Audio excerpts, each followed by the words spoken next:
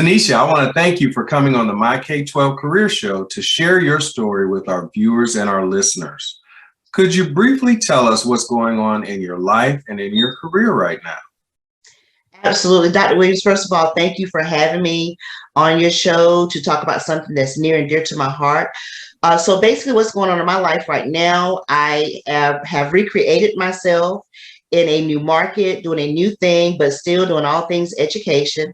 I have recreated my life to live life to the fullest and be able to make huge impact in education, working with educators, working with students, transforming, what I did, my successes in the classroom to others, and taking how I rebuilt my life and embedding that in what I do as I'm consulting with other teachers and districts and stakeholders and organizations, and just enjoying my husband of 30 some years and my 3 grown children and my 5 beautiful, sweet grandchildren and children in love and grandbabies in love as well. I have 3 bonus grandchildren as well. So just enjoying life, Dr. Williams, and trying to make impact and make a difference out here to close this achievement gap that we have.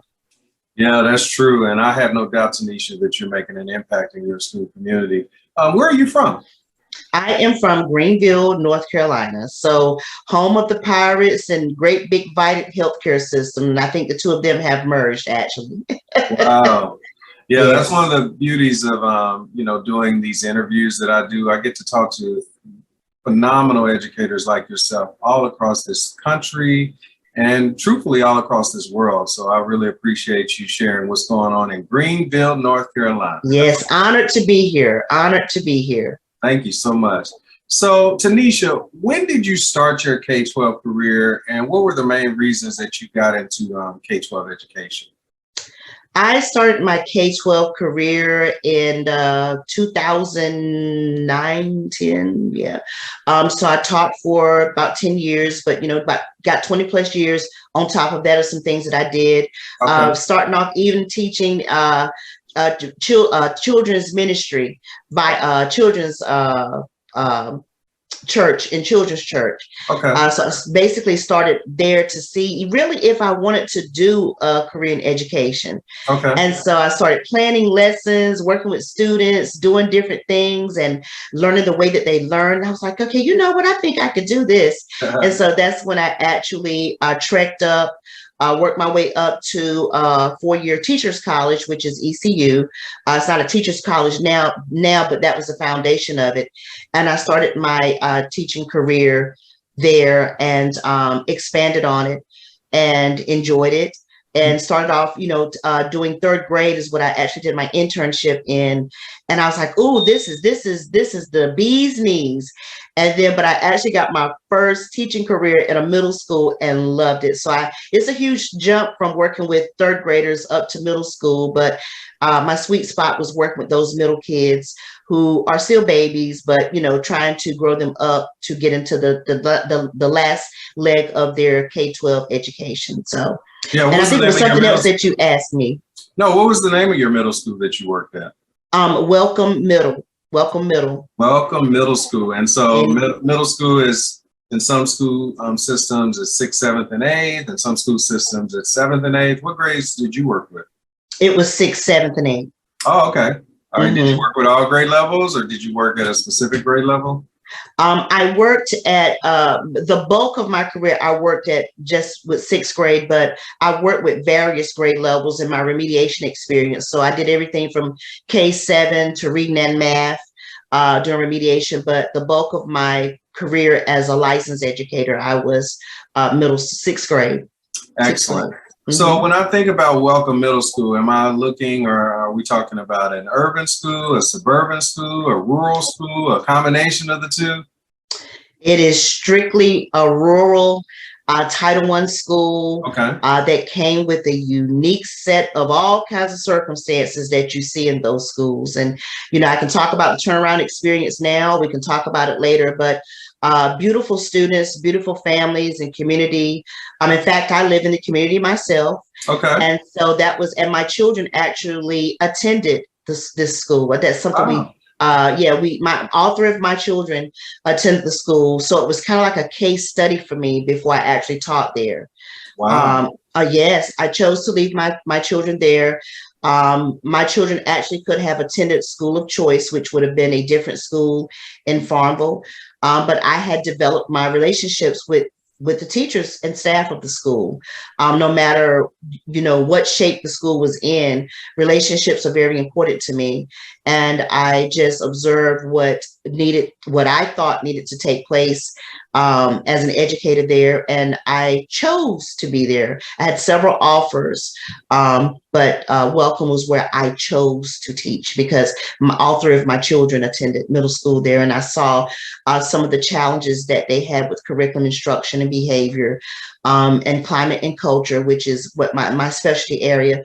And so that was why I chose Welcome Middle for many different reasons. Wow. So let's take a deeper dive into what you just said. So you're saying that Welcome Middle School, you were a parent first before you were a teacher. I was a parent first. That Okay. is right, Dr. Williams, not to one, but to three children that attended there, all 3 years, 6th, 7th, and 8th grade. Wow. But you also said that it was a turnaround school. Or so are you saying that Welcome Middle had to at some point be taken over by the state? I cannot remember before my time teaching there. I think it was very, very close. They were not pleased pickles. And then a catalyst happened with one principal that came in and this is the area that I'm in is actually called North of the River. Okay. And North of the River have its own set of circumstances and challenges. And this particular principal, from my understanding, did the bulk of their principalship here north of the river. Okay. And so they migrated from the elementary school and migrated to Welcome as a principal, and where they did a lot of changing with staff, bringing on lots of new talent. I was one of them, and that she knew me because of my remediation experience, because I was a remediation teacher in her elementary school. So she brought me on board. And several other rock star passionate teachers came on board, and magic was made at the school. So much so that lots of other schools that were similar into our school as far as socioeconomics, populations of students, categories of students, came in to tour our schools and interview us and find out what our secret sauce was, that we turned the school around to be a blue status school of exceeding growth, and how we were able to actually phase out our behavior support team because we no longer had the behaviors that came along with it. And so they were just like, ooh, what are you guys doing? So they came to sip the Kool-Aid and get notes and nuggets. Also, we were interviewed by several media, PBS being one of them. UNC came in and did it. At the time, this was with the new teacher support program that we had, and they came in to interview us to get our perspectives on some things about trying to keep the particular program, because I think that was also very valuable in one of the tools in helping us to turn the school around. That's academically as well as behavior. But awesome. There was a lot of stakeholders. Yes, sir. Thank you. So the worldwide pandemic, Tonitia, has definitely negatively impacted our students and our communities, not just here in the United States, but all over the world. How has the pandemic impacted you, your family, and your career? I was personally impacted by the pandemic. Me and my husband both in 2020. I got extremely sick.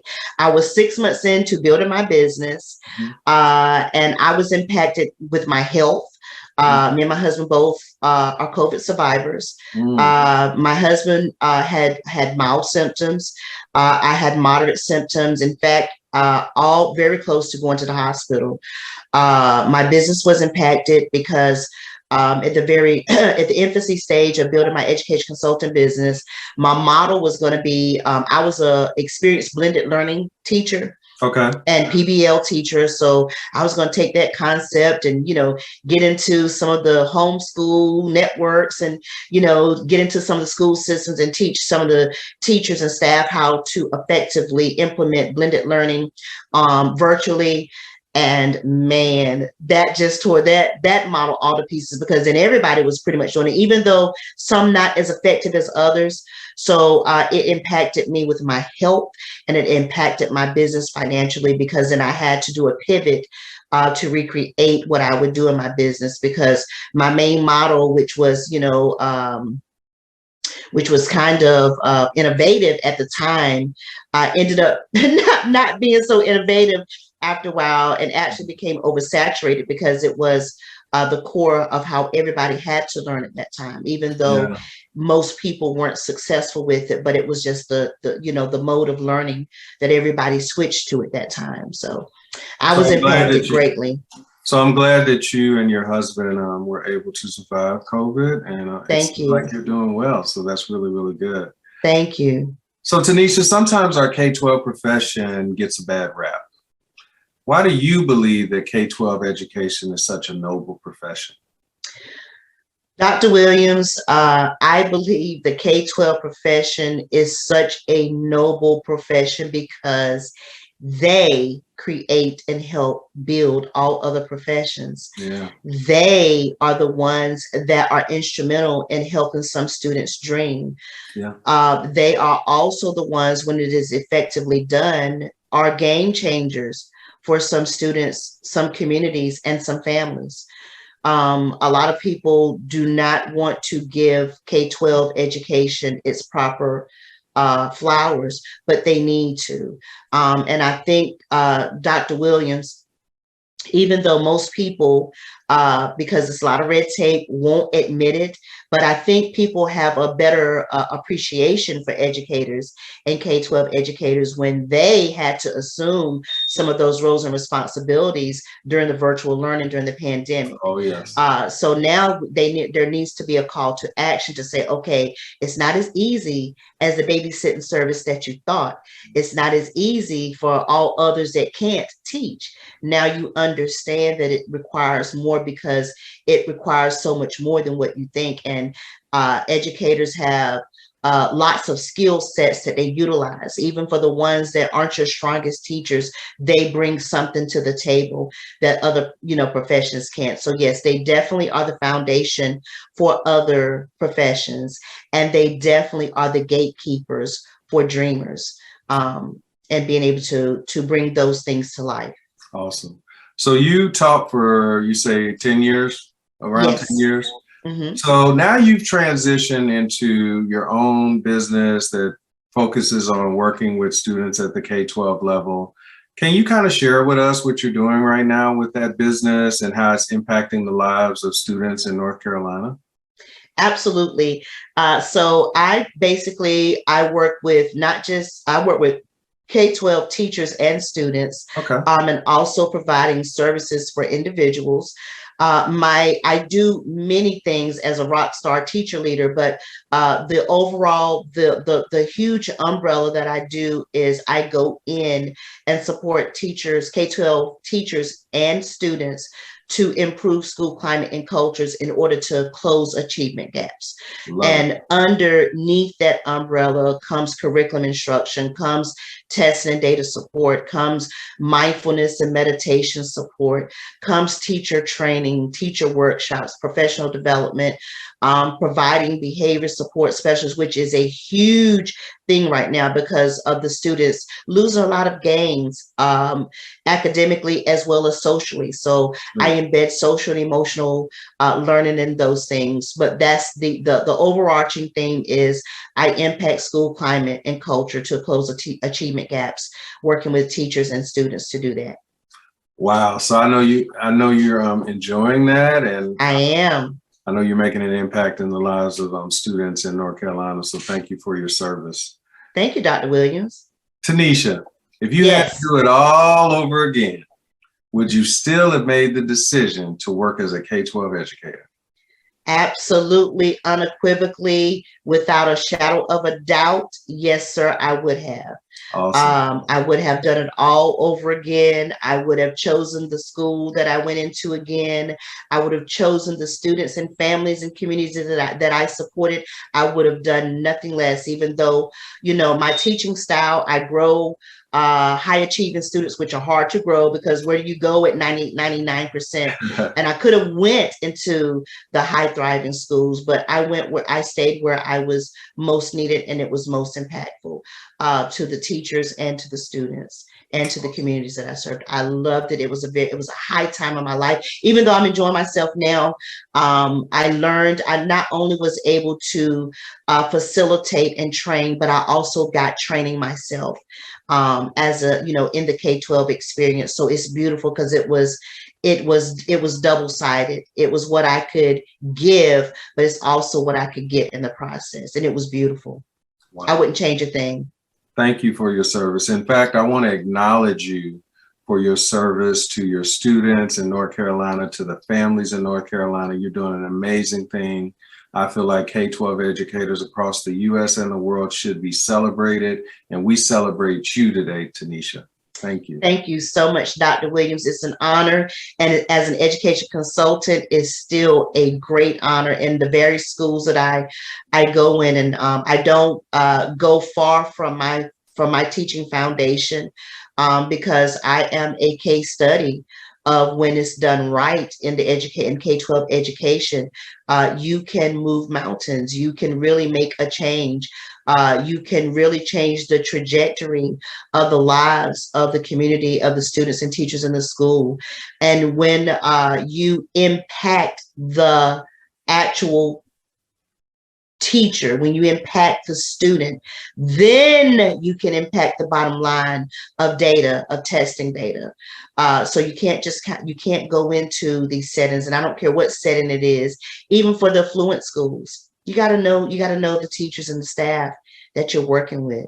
Mm-hmm. And when you get to know them, get to know it, and understand the climate, the school climate and culture is when I think you can really make the magic of meeting the desired goals, of course, is, in testing data.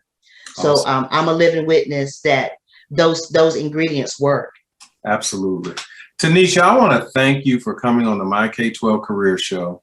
But before you leave, could you please give K-12 educators across the U.S. and the world some parting words of wisdom? Tell us how we can connect with you, and then we'll say goodbye. Thank you, Dr. Williams. So my parting words of wisdom is to remember your why. Why did you get into education? What was the reason that you chose to get into education? And to, more importantly, get to know the students that you serve, get to know the families that you are serving. When you get to know that, you get to know them, then you get to understand all the things that it takes to jumpstart that student, to help that families, to support the communities. And that's where real growth and closing the achievement gaps happen.